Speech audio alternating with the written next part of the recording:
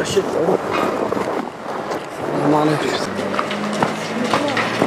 Tabii. Görüşürüz.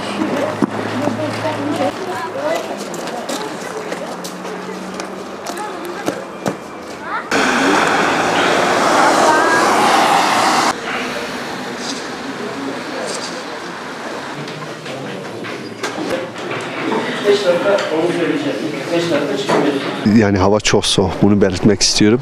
Yani eksi 15-20 derece. Hamdolsun bu havanın bu soğukluğuna rağmen halkımız ciddi anlamda bir teveccüh gösterdi.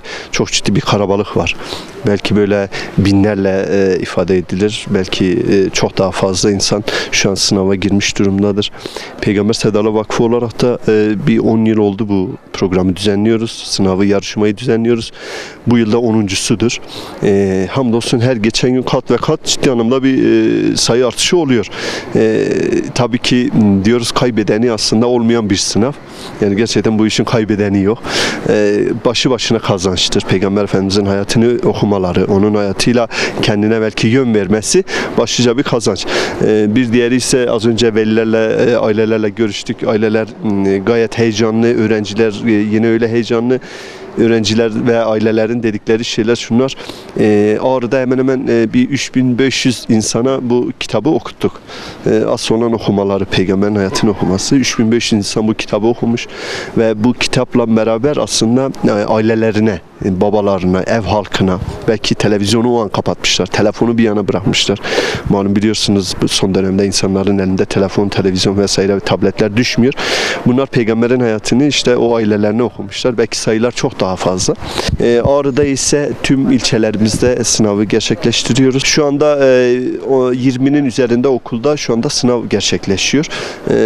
Aynı zamanda tabii görevli sayısı deseniz belki fazladır. Hamdolsun görevlilerimiz var. Bu işte gönüllülük esasıyla gelip kardeşlerimiz bu işte bu gönüllülükle bu işi sürdürüyor.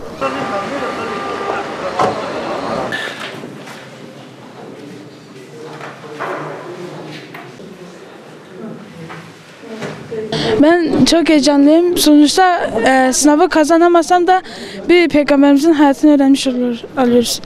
Uzun bir süredir çalışıyorum. İnşallah nasip olursa hacca gitmeyi hedefliyorum.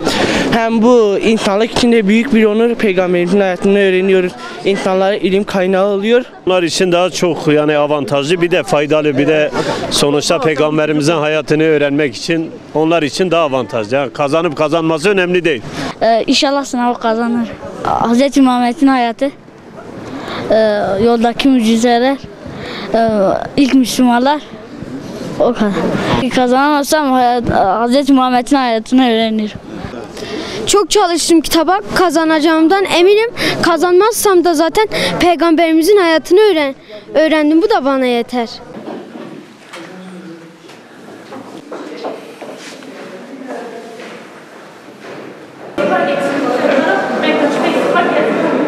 Sadece ilk beyin.